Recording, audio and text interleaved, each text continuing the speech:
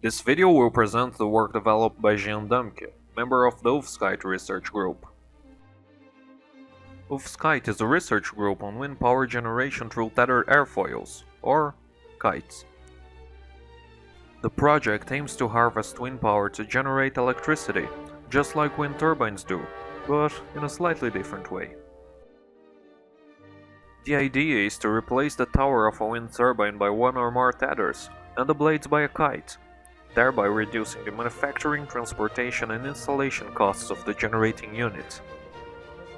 Besides, kites can easily reach higher altitudes, where the wind tends to be stronger and more consistent, and therefore more energy can be explored. The operating principle is quite simple. The tether holding the kite is reeled around the drum connected to a generator on the ground. As the kite flies away from the ground station, the tether reels off the drum, driving the generator and producing electricity. The ideal situation to generate energy constantly and without interruptions would be of a kite with an infinite tether length, which is something impossible to be achieved. That's why we focus on the liquid power balance between the traction and retraction phase rather than solely on the amount of energy generated when reeling out the tether. But how do we do that? Basically, we control the traction that the kite exerts upon the cable. During the energy generation phase, a high traction force is maintained while the kite flies in a surface that is approximately perpendicular to the wind. Furthermore, we also control the kite's trajectory so that it has the shape of the infinity symbol, thus allowing the traction force to be maximized, and thereby the power. After that, during the retraction phase, the kite starts to fly more parallel to the wind, which allows the reduction of the cable traction, meaning less energy is needed to pull it back. Nowadays, the group has a prototype for flight control tests, with numerous experiments already performed.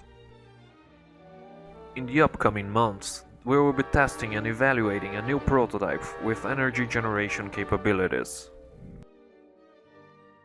The group is split into several branches, one of them being responsible for the development of a supervisory system, which is of utmost importance for real-time data visualization, simulation and reproduction of stored data. The first supervisory system was built in MATLAB and allowed for the monitoring of system variables through graphs and text fields, as well as for online modification of control parameters. However, this first system had many limitations, such as the dependency on a paid software, lack of flexibility, and limitation of monitoring to a single computer. For those reasons, we decided for the development of a new supervisory system, created using web development languages, that is, HTML, CSS, JavaScript, and the framework AngularJS. The use of those languages solves not only the problems mentioned, but it also brings improvements on performance, responsiveness and flexibility among devices. In other words, the system can also be easily accessed by smartphones or tablets. The system developed bases itself on a hierarchical and modular architecture, following the idea of a single-page application favored by the framework used. In such applications, the different screens of the system behave like components of a same main page, just like a desktop application, and avoid the need to reload the pages after each user interaction.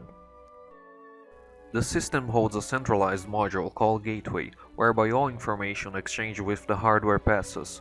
The embedded system, on the other hand, owns a backend written in C and is responsible for sending information to the interface. As for the system screens, we have the main screen, which shows the most important information and a 3D model of the prototype. The status screen, showing the components that are active. The specific flight unit and ground unit screens, with information and a 3D model of each unit. The simulation screen, that contains only a 3D model of the whole system and it is used for real-time simulations and to manually control the system. And the parameters and controllers adjustment screen. The work developed has proven to be of vast relevance to the research group, which now has a comprehensive supervisory system, highly configurable and efficient, and completely based on open source code.